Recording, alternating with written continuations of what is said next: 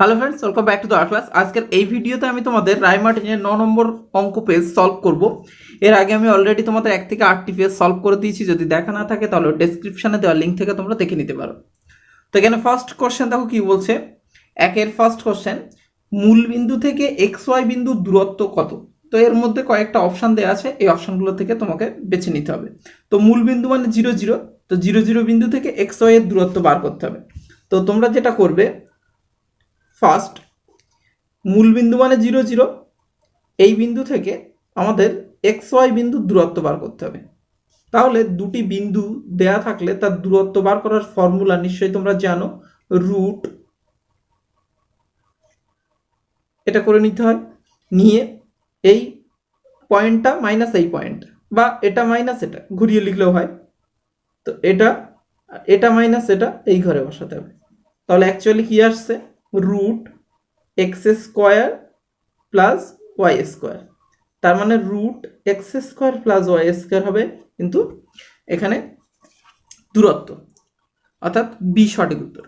Next বলছে শতকরা লাভ। শতকরা লাভের সূত্র আমি তোমাদের বলে দিয়েছি, নিশ্চয়ই এটা করে দেওয়ার দরকার নেই। শতকরা লাভ মানে তোমরা জানো মোট লাভ বাই ক্রয় মূল্য ইন্টু 100, তাহলে সেটা হচ্ছে তোমার ডি, এটা হবে সঠিক উত্তর। তাও বলছে যে কোনো ত্রিভুজের মধ্যমা ত্রয় দ্বারা গঠিত ত্রিভুজের ক্ষেত্রফল মূল ত্রিভুজের ক্ষেত্রফলের অর্ধেক, 1/3, 1/4 না কোনোটিই নয়। তো যে কোনো একটা ত্রিভুজ, আমি 3 দাগেরটা বলছি, যে কোনো একটা ত্রিভুজ আমরা যদি অঙ্কন করি তাহলে ব্যাপারটা ক্লিয়ার হয়ে যাবে। এই ত্রিভুজের মধ্যমা ত্রয় দ্বারা গঠিত ত্রিভুজ, দেখো মধ্যমা এই শীর্ষবিন্দু থেকে মধ্যমা এটা, এই শীর্ষবিন্দু থেকে মধ্যমা এটা। তো মধ্যমা ত্রয় দ্বারা গঠিত কোনো ত্রিভুজই তৈরি হচ্ছে না। তাহলে মধ্যমা ত্রয় দ্বারা গঠিত ত্রিভুজের ক্ষেত্রফল এর মধ্যে কোনটি হবে? উত্তর হবে কোনোটিই নয়, কারণ ত্রিভুজই তৈরি হচ্ছে না।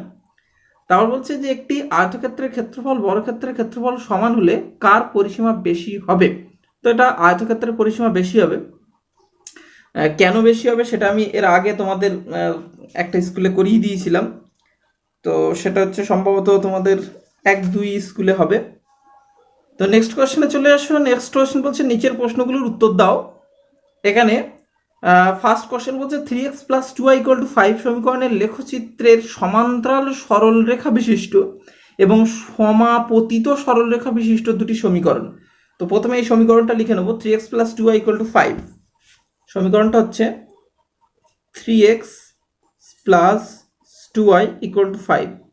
এর যদি সমান্তরাল বার করতে বলে, সমান্তরাল আমি একটু লিখে দিচ্ছি, সমান্তরাল সরলরেখার সমীকরণ যখন বলবে তখন তোমরা কি করবে, জাস্ট এই ডান দিকের যে ধ্রুবক পথটা আছে এই ধ্রুবক পথটা চেঞ্জ করে দেবে। অর্থাৎ আমরা বলতে পারি 3x + 2y = 5 এর জায়গায় 6 নিতে পারি, বা অন্য যে কোনো সংখ্যা তোমরা নিতে পারো, তাহলে সমান্তরাল। আর একটা হচ্ছে কি সমপাতিত। তো সমপাতিত মানে একজন আরেকজনের উপরে অবস্থিত হবে। তাহলে সমপাতিত সরলরেখা সমীকরণ যখন চাইবে তখন তোমরা কি করবে, এই গোটাটাকে একটা যে কোনো পজিটিভ সংখ্যা দিয়ে বা নেগেটিভ সংখ্যা দিয়ে গুণ করে দেবে। ধরো আমি 2 দিয়ে গুণ করি, তাহলে আসবে 6x প্লাস এটা 2 দিয়ে গুণ করলে কি হবে, 4x = এটা 2 দিয়ে গুণ করলে 10, এটা হবে। নেক্সট কোশ্চেন দেখি কি বলছে। এর বলছে যে আপেক্ষিক পরিসংখ্যা কাকে বলে? আপেক্ষিক পরিসংখ্যাগুলির যোগফল কত? এটা তোমাদের বইয়ে আছে। আপেক্ষিক পরিসংখ্যার সংজ্ঞাটা তোমাদের আমি ডিরেক্টলি বই থেকে দেখাবো। তোমাদের বইয়ে পেজ নাম্বার 154। এখানে দেখো আপেক্ষিক পরিসংখ্যার সংজ্ঞাটা এখানে দেওয়া আছে। কোনো শ্রেণীবিন্যাসিত রাশিতত্ত্বের কোনো শ্রেণী পরিসংখ্যা ও মোট পরিসংখ্যার অনুপাতকে ওই শ্রেণীর আপেক্ষিক পরিসংখ্যা বলা হয়। অর্থাৎ আমরা যদি একটু ভালো করে বলি, আপেক্ষিক পরিসংখ্যাটা হবে যে শ্রেণীর বলবে সেই শ্রেণীর পরিসংখ্যা বাই মোট পরিসংখ্যা। এবার ভালো করে দেখো, এখানে আরেকটা কোশ্চেন দিয়েছে আপেক্ষিক পরিসংখ্যাগুলির যোগফল কত? আপেক্ষিক পরিসংখ্যাগুলোর যোগফল কিন্তু 1 হবে, কারণ এখান থেকে আপেক্ষিক পরিসংখ্যাগুলো যা বেরোবে, ধরো এই শ্রেণীর আপেক্ষিক পরিসংখ্যা কত, 0.14। এটার আপেক্ষিক পরিসংখ্যা দেখো, এটার পরিসংখ্যা ছিল 13, মোট পরিসংখ্যা 50 দিয়ে ভাগ করেছি, পাওয়া গেছে এখানে আছে 0.26। এরকম যতগুলো পাওয়া যাবে এদের যোগফল করলে কিন্তু 1 আসবে।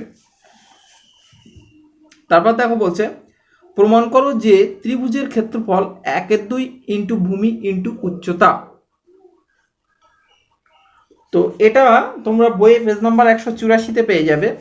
দেখো এখানে করা আছে যে আমি যুক্তি দিয়ে প্রমাণ করি যে কোনো ত্রিভুজের ক্ষেত্রফল হচ্ছে হাফ ভূমি ইন্টু উচ্চতা। এটা প্রমাণ করার জন্য আমাদের একটা কাজ করতে হবে, সেটা হচ্ছে ধরা যাক এবিসি একটি ত্রিভুজ। দেখো এবিসি একটা প্রথমে ত্রিভুজ অঙ্কন করতে হবে যার ভূমিটা হচ্ছে বিসি এবং এপি বিসি এর উপর একটা লম্ব টানলাম। ওকে, তারপর কি প্রমাণ করতে হবে? ত্রিভুজের ক্ষেত্রফল হচ্ছে হাফ ভূমি ইন্টু উচ্চতা। তারপর দেখো কি অঙ্কন করতে হচ্ছে। অঙ্কন যেটা করতে হবে সেটা হচ্ছে বি বিন্দু দিয়ে এপি এর সমান্তরাল টানবো, আর এখানে এ বিন্দু দিয়ে বিসি এর সমান্তরাল টানবো, আর সি বিন্দু দিয়ে আবার এপি এর সমান্তরাল টানবো।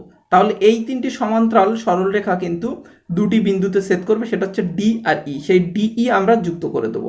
ওকে, তাহলে আমাদের যখন তোমার এই অঙ্কন কমপ্লিট হয়ে যাবে তখন আমরা সরাসরি প্রমাণে চলে আসবো। তো প্রমাণ করার জন্য আমরা যেটা বলবো সেটা হচ্ছে এখানে দেখো একটা আয়তক্ষেত্র তৈরি হয়েছে বি সি ই ডি, ঠিক আছে, বা বিডিইসি। এই আয়তক্ষেত্র আর এই ত্রিভুজ এবিসি এরা একই ভূমি বিসি এবং একই সমান্তরাল যুগল বিসি ডির মধ্যে অবস্থিত।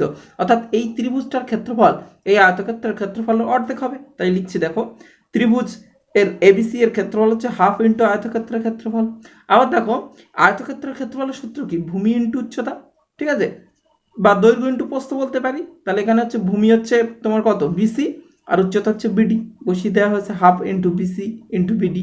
এবার হাফ রেখে দিয়েছে, বিসিটা রেখে দিয়েছে, এই বিডির মান এপি বসানো হয়েছে, কারণ দেখো বিডি আর এপি কিন্তু সমান। তাহলে এপি বসানো হলো, তাহলে হয়ে গেল না ত্রিভুজের ক্ষেত্রফল হাফ ভূমি ইন্টু উচ্চতা, হাফ বিসি মানে ভূমি, উচ্চতা হচ্ছে এপি। তাহলে কমপ্লিট হয়ে গেল। এটা তোমরা বই থেকে করে নেবে। তারপর দেখো কি বলছে যে চিহ্নগুলির পরিচয় সহ ব্রহ্মগুপ্তের মানে হেরন সূত্রটি উল্লেখ করো। এটাও তোমাদের বইয়ে আছে, আমি এটা তোমাদের একটু করে দিই। খুবই সহজ। যে কোনো একটা ত্রিভুজ দেখো, যে ত্রিভুজের তিনটি বাহু তিন রকম সাইজের এ বি সি, এই ত্রিভুজের যে ক্ষেত্রফলের সূত্র সেটাই হচ্ছে হেরন সূত্র।